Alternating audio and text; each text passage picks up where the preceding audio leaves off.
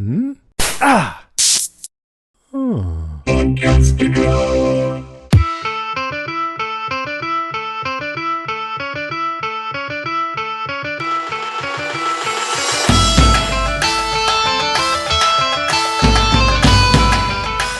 Hello, lords and ladies, kings and small folk, sellswords and reavers, whores, cripples, bastards, and broken things.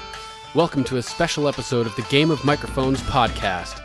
It's a Still Smug Book Talk exclusive bonus episode, and I'm your host, Sir Duncan the Fearsome, Lord of Castle Stirling and bearer of the Valyrian Steel Greatsword, Dark Warrior. Jason and I figured that since we haven't had a book talk section in Game of Microphones until episode 7 of this year, that our book reading listeners might appreciate and enjoy some coverage of plotlines, character arcs, and fun little details from the A Song of Ice and Fire book series that have made their way onto the screen so far during Season 6 of Game of Thrones. First, I'll cover some of the major plot arcs and character developments that have occurred this year in Game of Thrones from a book reader's perspective, many of which have been anxiously anticipated by book readers for years and years, so this is very exciting. Then, I'll cover some of the smaller details and book crossovers from each individual episode. So, let's begin. Entering into the beginning of Season 6, on the forefront of everybody's minds were the cliffhangers from the end of last season and the last book of A Song of Ice and Fire, that being the death, by stabbing, of Jon Snow. There's been a ton of speculation about this playing out in various ways throughout the past 5 years since 2011 when A Dance with Dragons was released, and I hope fans were not disappointed. As many people suspected, it ended up being the Red Woman, Melisandre, who resurrected Jon Snow from the afterlife. Or so it seems. There are many different ways that people speculated about this happening, but I don't think anybody predicted that this would be the exact way. Interestingly, Melisandre is not in the room when Jon Snow actually became resurrected. So the question lingers, was it actually Melisandre and the Lord of Light who resurrected Jon Snow? I know there have been a number of theories about how Jon Snow would survive or be resurrected after the end of A Dance with Dragons in 2011, including the Red Woman resurrecting him in one way or another, Jon Snow warging into Ghost as he died, and his consciousness surviving in Ghost long enough so that he could warg back into himself, whether his body was a white or whether his body was being resurrected. People had wondered if his resurrection would be kind of a quick event on the show / books, or whether it would take a while. There was some foreshadowing in a couple cases in the books where Jon Snow had visited the ice cells at the wall and seen his own reflection in the blue ice, and it had been speculated that for some reason his body would be put on ice, essentially, stored in the ice cells for an extended period of time before he was able to be resurrected. There are other theories about who would resurrect Jon Snow as well. Some people thought that the Night King may resurrect Jon Snow as a white, or even as a White Walker, so he could have turned to the dark side, theoretically. One of my favorite theories was that, the Band of Brothers is out there, and Thoros of Myr had resurrected Beric Dondarrion, and they were kind of roaming the land, trying to help people out, fight for the small folk, fight for freedom and justice, until they ran upon the deceased body of Catelyn Stark in the river after the Red Wedding. So Beric Dondarrion breathed his own fire into Catelyn Stark, resurrecting her as Lady Stoneheart, himself dying in the process. This theory goes kind of deep. There's a lot of elements to it, but it includes what's known as the Grand Northern Conspiracy, where basically the premise is that before Robb Stark died, in a letter he had written that was spread throughout the northern kingdoms, he had theoretically legitimized his brother Jon Snow and made him the heir to the northern throne, transforming him from Jon Snow to Jon Stark.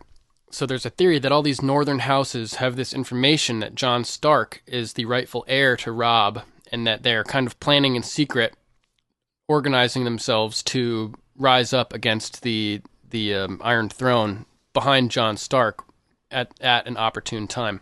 Now, as everybody knows, Catelyn Stark has never been a Jon Snow fan. He's supposedly the bastard of her husband and another woman. She doesn't like him. She always tried to protect the rights of her children as natural-born Starks and didn't want the bastard getting in the way of their inheritance. So, Lady Stark has always been sort of a nemesis of Jon Snow. But there are a couple circumstances that could have arisen that may have changed her mind on this issue. As book readers know, Catelyn Stark was present with Robb discussing the possibility of legitimizing Jon Snow after Sansa had been married to the Imp. Nobody wanted Winterfell to fall into the hands of the Lannisters. So if Robb was killed, Sansa, being the heir, would inherit Winterfell, and thus her husband, Tyrion Lannister, would have become the Lord of Winterfell, Warden of the North. This is not a scenario that Starks would have enjoyed, considering, Catelyn had taken Tyrion prisoner, for instance, in Season 1, and the whole feud with the Starks and the Lannisters, you guys know, obviously. In this case, Jon Snow may have been the only way to legitimately keep Winterfell in the hands of the Starks. With Bran and Rickon dead, Arya missing, Sansa would have been the only person able to inherit Winterfell, and it would have, by default, fallen into the hands of the Lannisters. Given this information, Catelyn Stark may have decided that Jon Snow inheriting Winterfell and continuing the Stark line may have been a better option than, having the castle fall into enemy hands for once and for all. However, there's more compelling story material that may provide a different solution to the Catelyn Stark / Jon Snow hatred.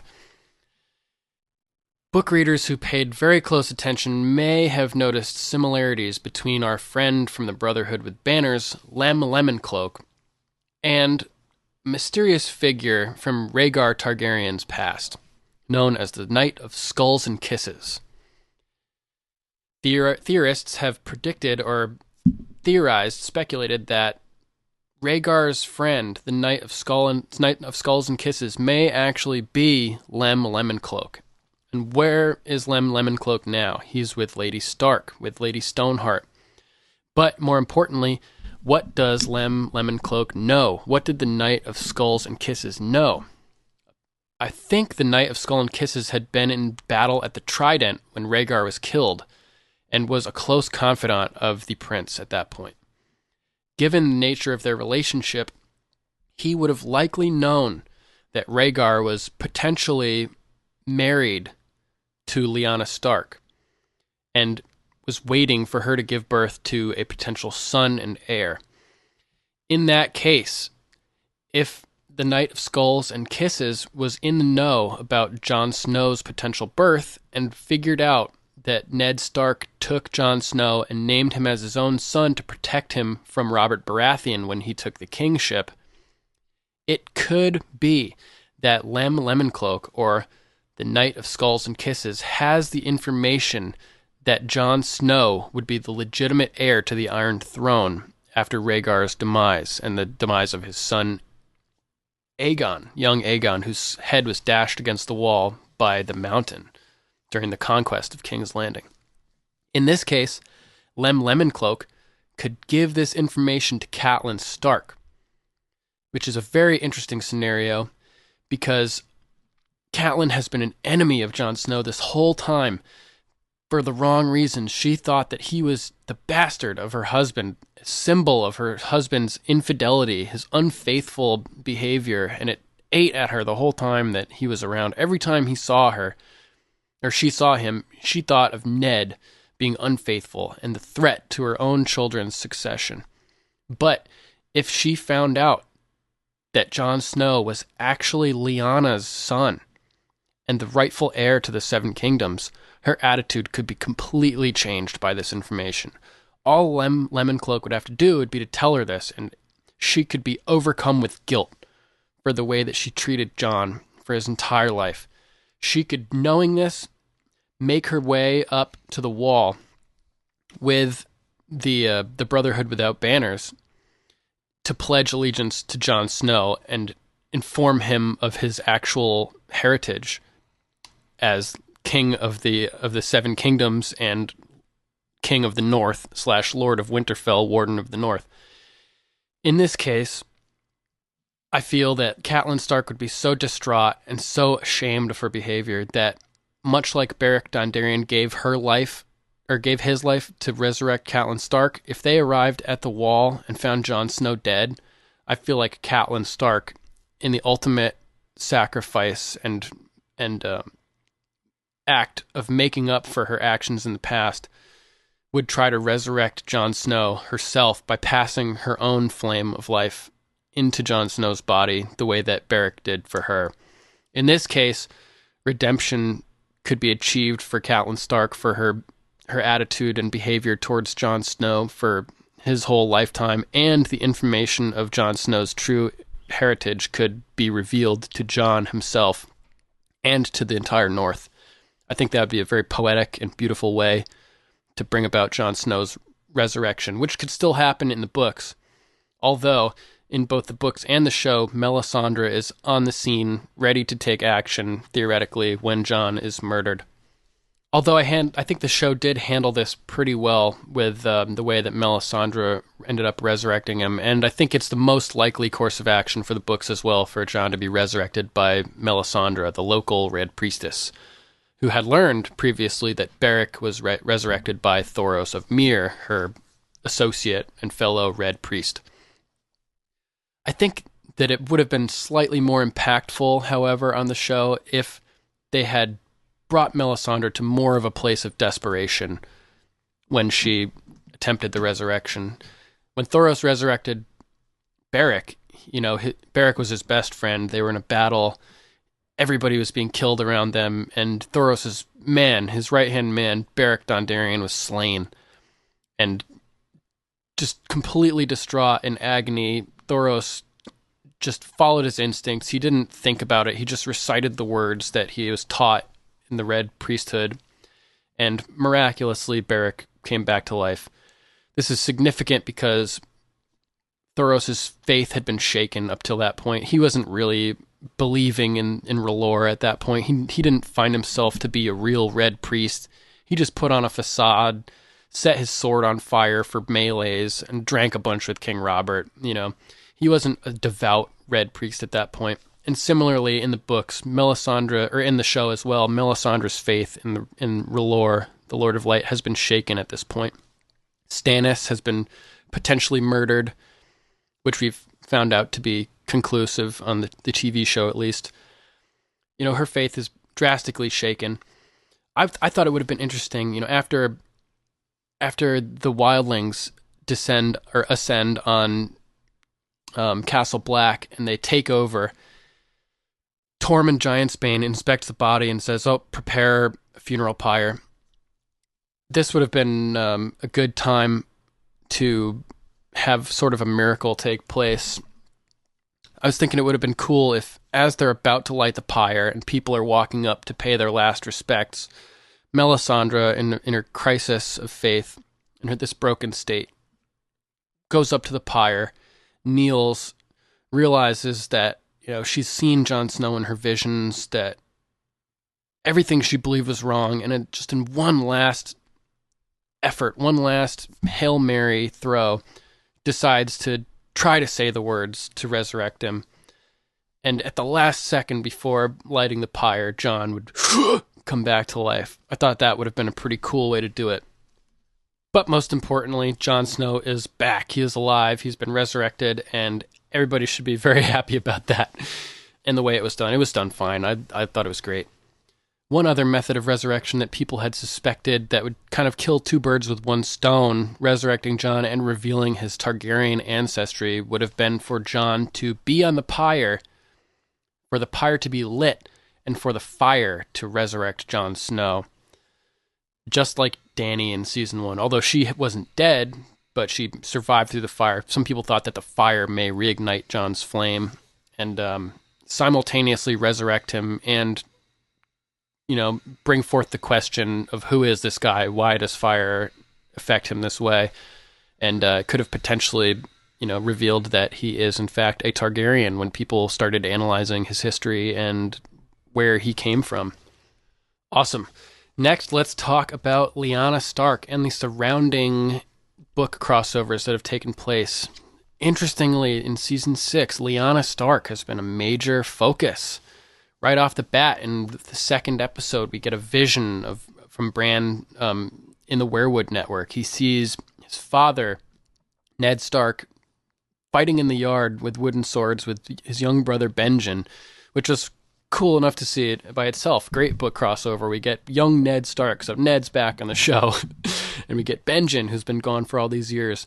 And on top of that, we see Ned's father, Rickard Stark, who people from the books, or people from that are show watchers don't really know, but it was awesome. I was so pumped to see Rickard Stark on the screen, who would later be killed by the Mad King, as well as Ned's older brother, Brandon. But just really, really cool to see. But then out of nowhere, Lyanna Stark rides on screen on her horse, and the world stopped. Lyanna Stark is potentially the most central figure to the entire Song of Ice and Fire and a Game of Thrones story. Robert's rebellion was fought because of Lyanna Stark. The Targaryen dynasty, which had been in place for 300 years, or 280-ish years, was destroyed. The Targaryens lost the Iron Throne because of Lyanna Stark. Everything that is happening right now is because of Lyanna Stark's involvement in this story. Rhaegar kidnapping and raping her, potentially, or eloping with her, essentially, whichever may be the case, was the cause for Robert to rebel against the throne and destroy the Targaryens. This whole story revolves around Lyanna Stark. So, as a book reader, this moment was epic. People have, we've heard tales of Lyanna Stark from the story about how she's such a badass, great horsewoman, great fighter, all this stuff, just a tenacious tomboy girl who was embodiment of the tough northern woman, So for us to see her riding on the screen on her horse and just being so badass was amazing. And all that it brought with it, all of the book crossovers, we got young Hodor, or Willis. In the books, his name's Walder, but that was another great thing that we got to see from this exchange that occurred. It's been mentioned in the books that Hodor wasn't always Hodor.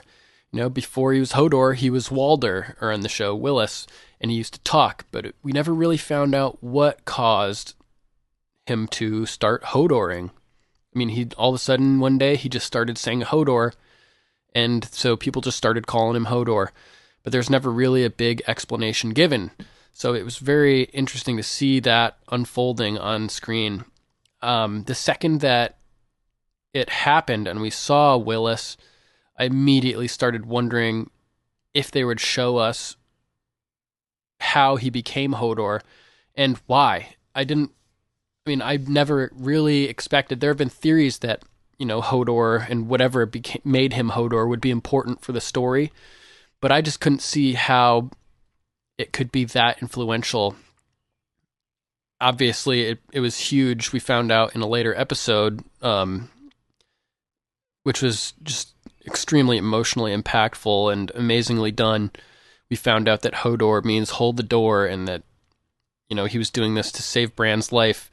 I think that in that moment when Bran went back in time through the Weirwoods and tried to warg into Hodor, somehow the consciousness of young Hodor was transferred into the future, into future Hodor, and he held the door, and as Hodor died, young Hodor's consciousness was damaged and mostly killed as well, just leaving him with Hodor for the rest of his life.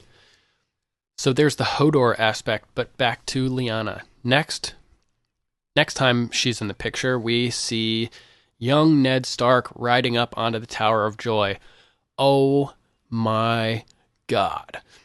I have never been as excited watching TV or a movie as I was in this case. As a book reader, knowing the significance of this scene and knowing, what it potentially means for the story, the character revelations that could develop from it, Jon Snow being the legitimate Iron Throne heir potentially, and all of this mystery surrounding it. Arthur Dane, the finest knight that the Seven Kingdoms have ever seen, his sword Dawn, which may be the original Lightbringer from the original Dark Knight, the sword that may have brought the dawn, ended the long night, and, saved humanity. All of this type of stuff happening on screen had my blood just pumping and pumping, and I was freaking out. You can ask my girlfriend when we were watching this. I was like, oh my god, this is really happening. Holy crap. I was not expecting to see this on the TV show. Having Bran connected to the Weirwood Network has given us an opportunity to see all of these important events from the past, which I never thought we would get to see ever. So I was extremely, extremely thrilled to be witnessing Ned Stark, Howland Reed, and their boys riding up onto the Tower of Joy to take down Arthur Dane, Gerald Hightower, and recover Lyanna, potentially, from the tower. There were some great crossovers from the books at this point with dialogue, including Ned sort of taunting Arthur Dane, who is one of his idols, to be honest. Ned says that Arthur was the finest knight he ever met, the finest knight he'd ever seen, the greatest sword fighter in the history of the Seven Kingdoms. Arthur Dane has this wide reputation of just being the most chivalrous, talented, exceptional knight and human. So just to see Arthur Dane on the screen was amazing enough, and all of the imagery and history that brought up was just fantastic to witness. But Ned says to him right off the bat, I looked for you on the Trident, which was where Ned and Robert had killed Rhaegar. As Kingsguard, they should have been on the Trident there protecting their prince. But, Arthur Dane says, our king wanted us here. Ned, just such a badass in that moment. He knows Arthur Dane is so much better than him at sword fighting and kicking ass, but he still says with this smug look, this cocky attitude, I looked for you on the Trident. Where's my sister? This whole war is leading up to this moment where he can recover his sister and save her. And the whole war revolves around this. Why is it so important that the Kingsguard are protecting the Tower of Joy? What is in there? Why is Lyanna such an object that deserves to be protected by the Kingsguard? These people are supposed to be protecting the royal family, okay? So why are they at the Tower of Joy? Speculation says, theorists say that Rhaegar was obsessed with prophecy. This is known from the books. He knew about the prince that was promised, the Azor Ahai that would reborn, that would save the world essentially from the night again and from the White Walkers. He was convinced that he was the prince that was promised in his early life, and later on he became convinced that his son Aegon was the prince that was promised. But I think that he knew that his son with Lyanna would be the prince that was promised, and that this combination, the song of ice and fire being the Targaryens, ice being the Starks, the combination of their bloodlines, the mingling, would lead to this, this superb, powerful character with warging abilities and dragon riding abilities, the full spectrum of bloodline, genetic predisposition for talents, essentially, would be embodied by a son of ice and fire, which would be a descendant of Stark and Targaryen. It was prophesied that the prince that was promised would be from the Ares Rhaella lineage. Rhaegar is from this lineage. So would Jon Snow be if in fact he is Lyanna's son and Rhaegar's son. So why is it so important that the Kingsguard are protecting this place? Because most of Rhaegar's life has been dedicated to this prophecy. And if he thought that his son, Jon Targaryen, potentially, was the prince that was promised, he would, keep him away from the fighting, safe in Dorne in a tower while he's being born, have the Kingsguard there to protect him, because everything, the life or death of humanity itself may rest on this child's shoulders. And it's possible that Ned found this out, which is why he pretended that Jon was his own son, because Robert Baratheon would kill any bastard, or any Targaryen that was left living would be destroyed by Robert Baratheon because they would be a threat to the Iron Throne, to his Iron Throne. But goddamn, how cool was this scene, man? The tower was great. It didn't look exactly like they described it in the books. It's a circular tower in the books, but who cares? This site, this scene that they chose to film at was just gorgeous. Beautifully shot, the angles, the cinematography was amazing. And how about this sword fight, man? There's never a mention of Arthur Dayne dual-wielding swords in the books. So it was a surprise, a shocker to see him pull out 2 swords and just start wailing away on all these guys. Killing, how many of, it was 6 or 7 on 3. I think it was 7 on 3 in the books, and this was, 6 on 2? Arthur Dayne single-handedly destroys most of his competition here with Gerald Hightower, the Lord Commander of the Kingsguard, being offed fairly early on in the fight. And as a book reader, we all know that Howland Reed saved Ned Stark somehow from dying at the Tower of Joy, and that Ned Stark had killed Arthur Dayne. But there was always mystery surrounding this because everybody knew that that Arthur Dayne was a much better swordsman. And, there was always just slight mystery surrounding what happened here. Unfortunately, I don't think we got to see Dawn, the ancestral sword of House Dayne, which may have been the original Lightbringer. But I think it's an okay decision to leave it out of the show because seeing that sword and giving that sword the focus of the scene may have taken away from all the other extremely important things that were happening in the scene, including, Jon Snow potentially being born in the tower behind there. So that was, I think, an okay decision. I would have still kept it in probably if I were directing, but it was okay to leave it out because there's so much important stuff happening there anyway. And I think that the actor that portrayed young Ned here just absolutely killed it. He did a great job. He sounded just like Ned. His mannerisms, his facial expressions, everything was just delivered with great gravitas and poignancy. The other interaction that they have was beautiful as well. Arthur Dayne puts on his helmet, says, "I wish you good fortune in the wars to come." And now it begins. And one of the important lines from the books that Ned delivers as a retort here, with a sad smile on his face, he says, "No, now it ends." And, he didn't want to have to kill Arthur Dayne, who he looked up to, but he had to do it to save his sister because they were not, open to reasoning here. And just a very sad, brutal scene overall. This was potentially the best sword fighting scene also from Game of Thrones, and it was just amazing to see. I was in shock the whole time. Just my eyelids on the floor. You know how your jaw drops to the floor? No, my eyelids were on the floor. I couldn't blink. I was watching the screen the whole time, and just greatness all around. Amazing.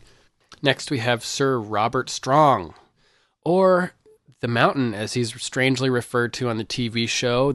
Apparently Cersei didn't even bother trying to hide the fact that she kept the Mountain alive. But since the end of A Feast for Crows, I think it was, with the shame walk, the atonement of Cersei, and the arrival of her new Kingsguard, Sir Robert Strong, people have been, I don't know if it's so much speculation, but just anticipating the return of the Mountain and seeing the massive destruction that he's capable of now. And the first scene with him was not a disappointment. We get a guy talking shit about Cersei and her shame walk at a bar, and then he goes into the alley to take a pee after, and the Mountain just crushes his head against the wall like a baby, just like baby Aegon Targaryen 20 years before. He just smashes his head, just like the Red Viper of Dorne in season 4. The Mountain and the Viper just smashes his head. He loves crushing heads, this guy. I think he also may have crushed Elia Martell's head. Yes, he did. He definitely did. He just crushes heads. Very cool. I can't wait to see what happens with Sir Robert Strong, or the Mountain as he is still known in the TV show. It's going to be brutal, and book readers are ravenous to see how this will play out, I'm sure, just like me. Next, we have Euron Greyjoy. This was a storyline that many people thought the show would skip for a while because it would have started taking place a while ago, in at least it did in the books and sort of the way that the story was arranged. But there are, a few differences here in the way it kind of plays out in the story, which is interesting. The Ghost of Highheart, if you guys remember, had told Lem Lemoncloak a series of prophecies from her dreams, one of which was that an Iron King, which would be Balon Greyjoy, was standing on a windy bridge, and a man with no face showed up with a crow on his shoulder and seaweed dangling from his head, and that he threw Balon off the bridge into the abyss below, landing on the rocks and the waves. This seems to imply in the books that Euron Greyjoy hired a faceless man to commit the murder of his brother, Balon Greyjoy, the king of the Iron Islands. So it was interesting to see Euron show up on the bridge himself, challenge Balon. A great scene where the bridge is shaking around in the wind, and Balon is gripping the ropes, trying to stay balanced, and Euron's just standing there stoic with his arms crossed, not losing any balance at all as the bridge just violently moves beneath him, and he's just standing straight and tall and focused. And inevitably, he throws Balon off the bridge himself. And then for him to admit that this is happening at the Kingsmoot was very interesting. He basically says, yeah, I killed my brother. What has he done for us? He lost a war then. He's losing wars now. We need a change of leadership, and I'm the person to do it. And the Ironborn got behind him. Cool to see this happening on the TV show. It's going to be very exciting to see how things play out with Daenerys and Euron Greyjoy. Okay, so let's talk about some smaller things, some smaller book crossovers that have happened on the episodes. Right away in episode 1, we see Ghost reacting to Jon's death. And this is interesting, very interesting, in fact, because Ghost is whining. He's locked up in a room and he is crying, knowing that something has happened to Jon. And it stands out to me, especially because in the books, Ghost never makes a sound. When they first find the direwolf pups, they're walking away and Jon thinks he hears a noise. I hear something, and he goes back and everyone's like, what? We didn't hear anything. But he finds little Ghost off in the snow by himself. He'd crawled away from the other direwolf pups. And we do learn that Ghost is a mute. He never makes a noise, never growls, never barks. So right off the bat, that's a hint that there was some type of mental connection, some type of mind bridge, warging relationship between Jon and Ghost, because Jon's the only one that heard this noise that Ghost made, a little whimper that nobody else heard, because he didn't actually whimper. It was calling out to Jon mentally, essentially. At least that's what I think happened. So it was very interesting to see Ghost whining in this circumstance. I don't know if that was just a detail that was lost to the showrunners, or whether or not it had signified that Jon was in Ghost's body, and so Ghost was making noise because Jon was in there and trying to, make noise, or what. But just an interesting little detail that I noticed. Just had me thinking for a little bit. Another interesting book revelation that has been speculated about for years and years that finally took place on screen right in the first episode of the season, The Red Woman, was the bomb dropping, the revelation that Melisandre has been using a glamour. It's been speculated for years due to passages from the A Song of Ice and Fire books, one of which from a Melisandre perspective, where it read, for countless years Melisandre had practiced her craft. Sounded interesting because, she looks like, 40, 45 years old max. That's not countless years. So people had speculated that with this glowing red ruby around her neck, and after her putting a glamour on Mance Rayder and making him appear as Rattleshirt, people had speculated that she herself was using a glamour, and she may be an aged crone of countless years. Who knows how old she could be? Hundreds, thousands of years. using the light or the magic of red velour to stay alive. But this was revealed on the show in spectacular fashion, and it was just amazing to see. I'm sure book readers who had been in on this theory around the world were shocked and awed and not surprised by this revelation, but very cool to see. In this same episode, we have the confirmation of Stannis Baratheon's death by Roose Bolton and Ramsay Bolton when they're discussing that, yes, Stannis is dead. Do we know who killed him? No. But this is very, very interesting. In the books, as everybody knows, we have the pink letter, which is received by Jon Snow at the Wall, sealed with Bolton wax. You know, the pink Bolton seal with the flayed man, so it's known as the pink letter. But it says in this letter, written by Ramsay, interestingly, that yes, Stannis is dead. Yes, I have Mance Rayder captive. We know everything. You know, I dare you to come down here, basically. All of this information in the pink letter. And at the time, you know, in the books, it's unclear whether or not this is a real letter. People have speculated that Mance Rayder may have written it. You know, there was no evidence that Stannis was dead. We never saw the battle, so this was a shock to book readers to all of a sudden hear that Stannis was dead, that Mance had been captured. Although, honestly, the idea that Mance was captured was kind of inevitable, considering that Theon and Sansa barely escaped, and that, you know, all of Mance's women were dead. And it was pretty obvious, since all of his washerwomen were involved with these murders and helping Theon and Reek at that point, and Sansa escaped, that, you know, Bael the Bard himself was probably involved with this plot. So it wouldn't surprise me if he was actually captured in the books as well. But it was a shock to hear that Stannis was dead in battle. I mean, also, you know, the conditions were horrible leading up to that point in the books, so it's not surprising that Stannis would have been murdered in battle as well, considering how under-rationed and impoverished his army had become at that point. You know, but there's been a lot of speculation about whether or not they would lure the Boltons out onto these frozen lakes that they're traversing and get them to fall through the ice and killing their armies en masse, or what, you know, all these different options. So it was interesting to see Stannis' death confirmed on the TV show, at least in show canon, and it's definitely making waves out there in the book community. Another beautiful moment that we saw in the first episode was when Brienne came to save Theon and Sansa.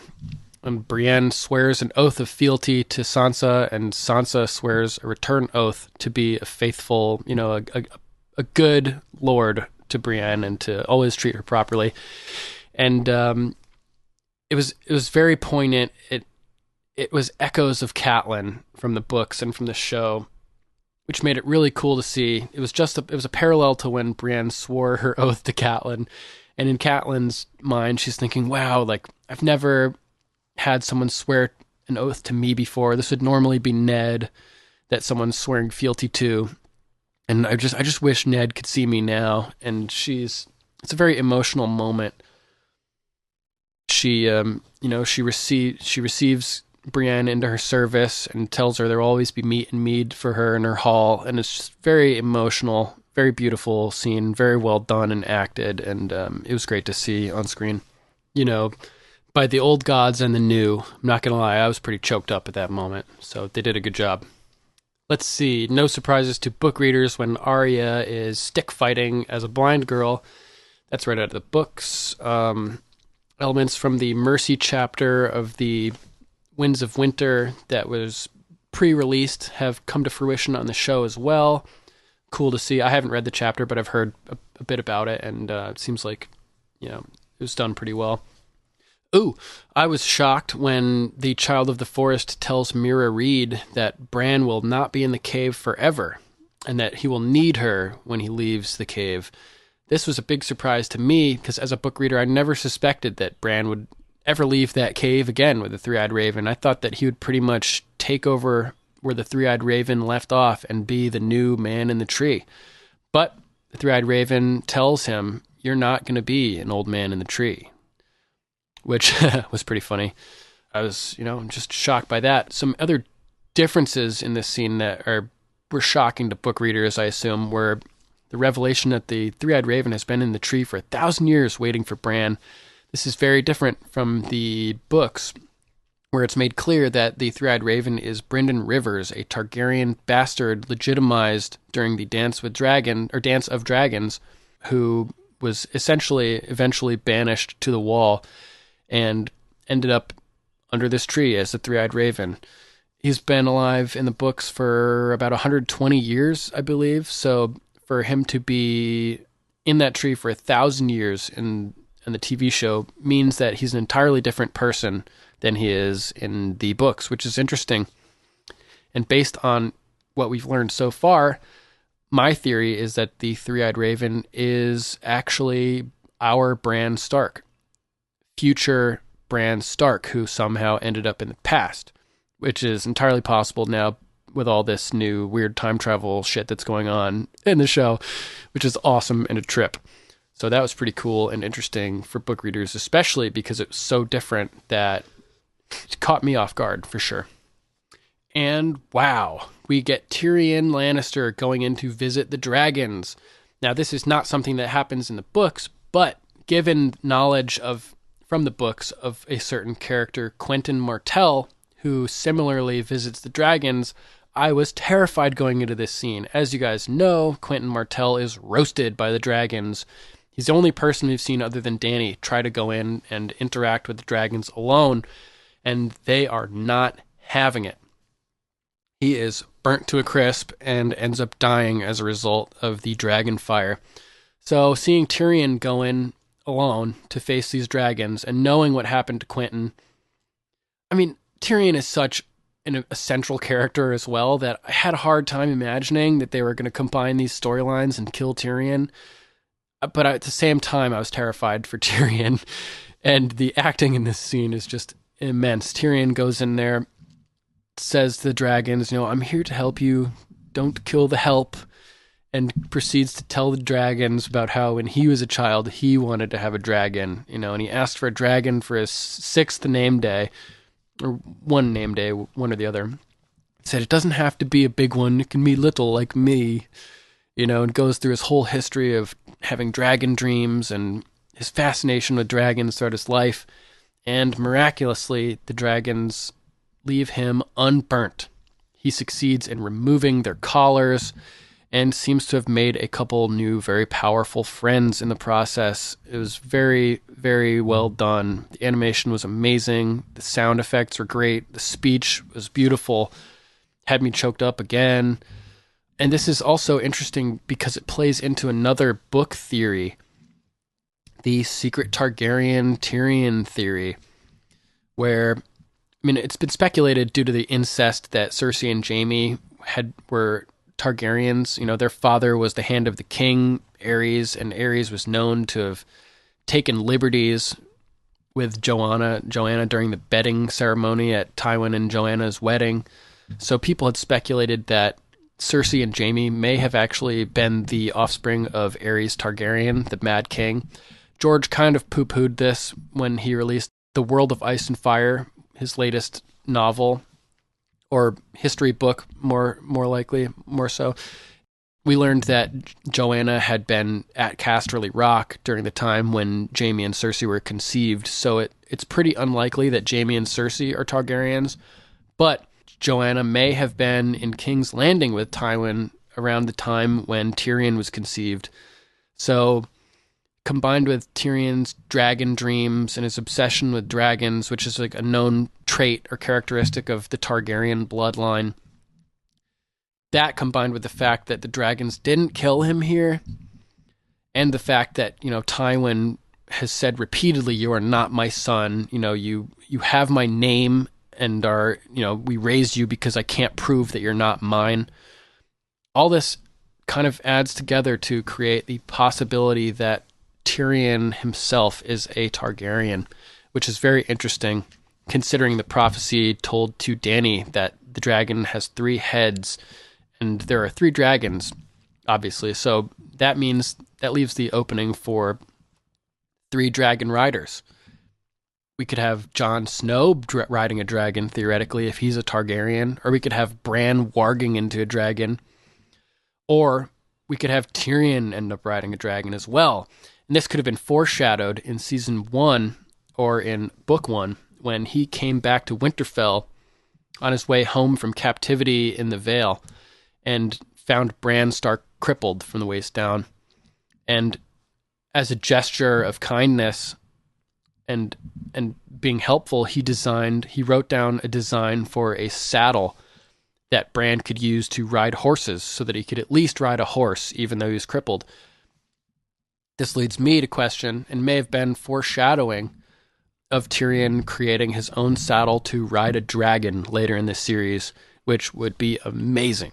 So some people are really against the, secret Targaryen theories surrounding Tyrion, but I think that it would be awesome. And I'm kind of hoping that it happens because, let's be honest, Tyrion Lannister has gotten the shit end of the stick his entire life. And dude deserves to ride a fucking dragon, okay? Let's see it happen. Another interesting development that is an extension from book plots is the death of Roose Bolton at the hands of Ramsay Bolton. I think many people have been speculating about this for a while, considering the potential for infighting in the Bolton family. And, one thing that stuck out to me was that in the books, Roose casually says at one point, oh, well, if Walda has any kids, Ramsay will just kill them because there'll be threats to him. And we actually got to see this happen on the show, which was kind of a fun nod to the books. But this has been speculated about for a while, so it's interesting to see happen on screen. Next, for book crossover, we go to Sam and Gilly on a boat. And this plays out a little bit differently than it did in the books. As you know, with them on the trip was Maester Aemon in the books. Sadly, he dies on the way, unfortunately, but they had different plans for him on the show. Gilly seems to have her own baby in this case. I guess there wasn't too much of a threat up at the wall for her because the Mance Rayder's child never existed on the show canon, so there's no need to swap out the babies like they did in the books.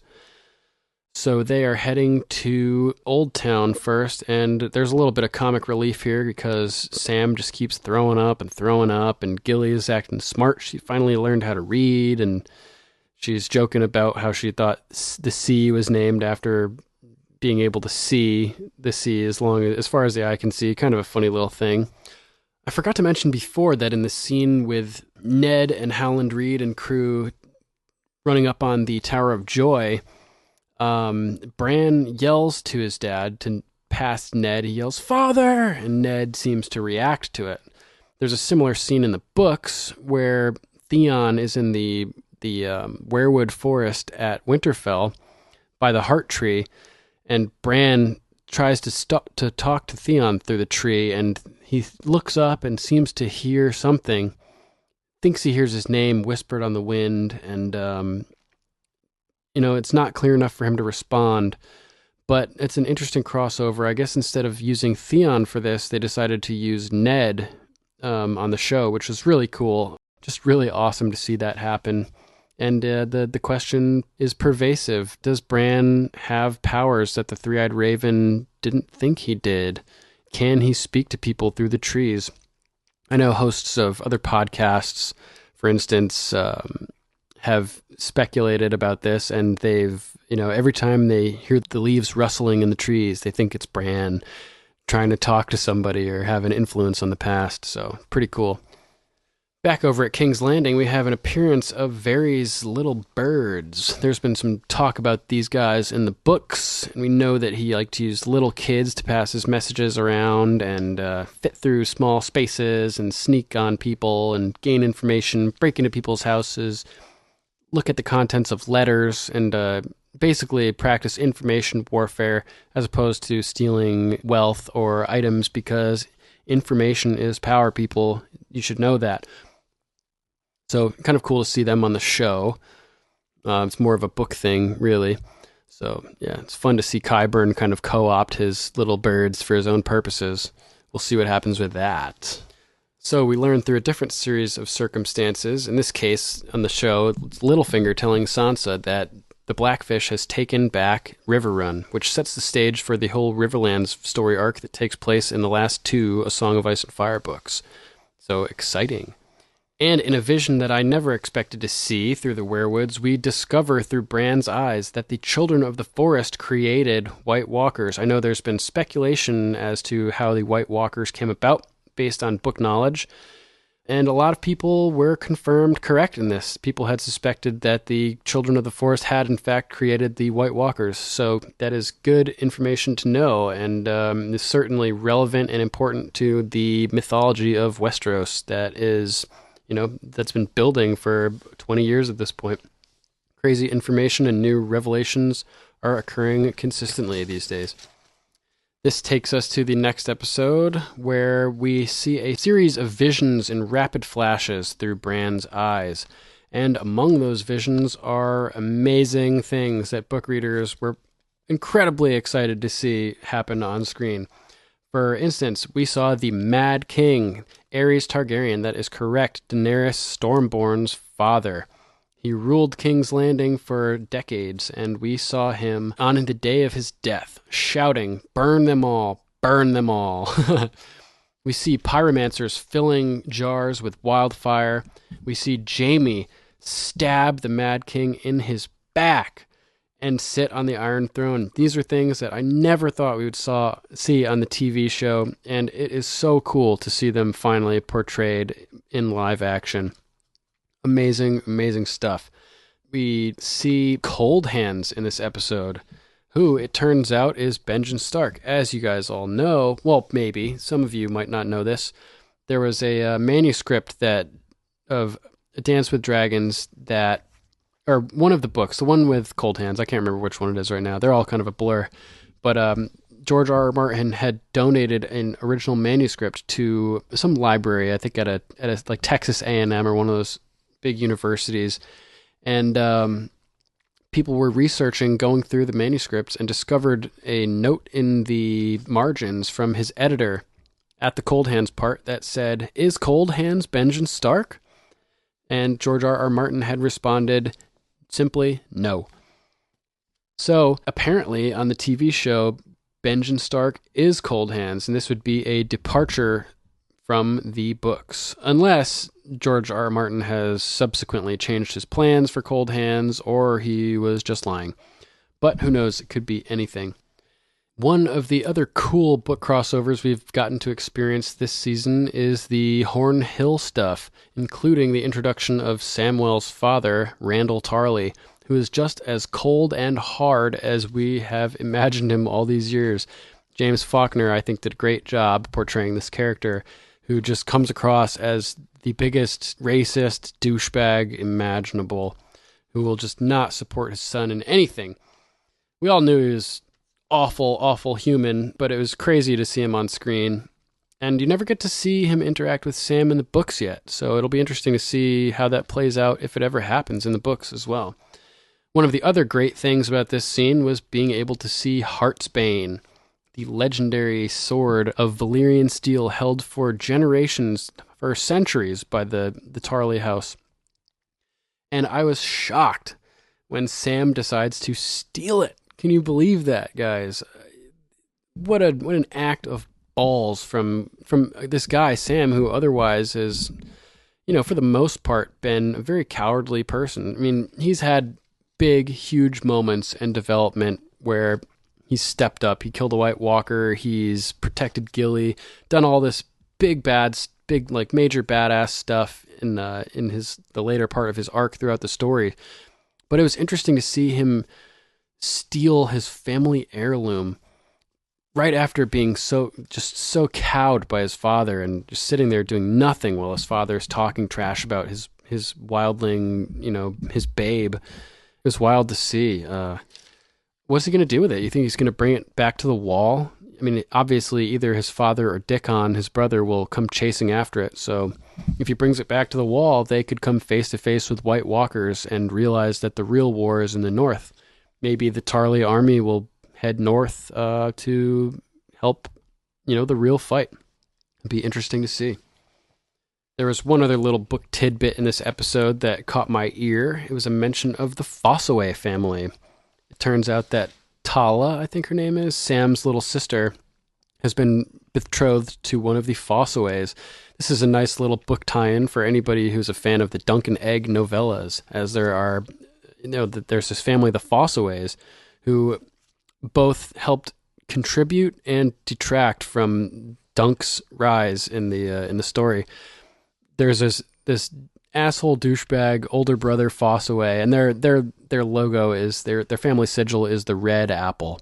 Okay, and he pretends to be Dunk's friend, Sir Duncan the Tall, his friend, and that ends up being questionable. I don't want to spoil it for you guys if you haven't read the novellas. I know that you're book readers, but novellas are separate than the regular books. So just go read that. It's really a lot of fun. Really, really a lot of fun. And I'm not just saying that because my name's Duncan, but Sir Duncan the Tall is a great character, and there's some really cool adventures and just great overall storytelling in those. So the younger Fossaway brother in the story ends up separating himself from his brother, who he doesn't like, and he changes his sigil to the green apple, saying that, well, you're rotten, basically, to your older brother. You're a red apple, but you're a rotten red apple. So I'm just ripening, I'm a good green apple still. So it's really cool to hear the Fossaways mentioned on the TV show, and brought up a whole bunch of memories instantaneously from the Duncan Egg novellas into my mind, and I'm sure a lot of you guys experienced that as well.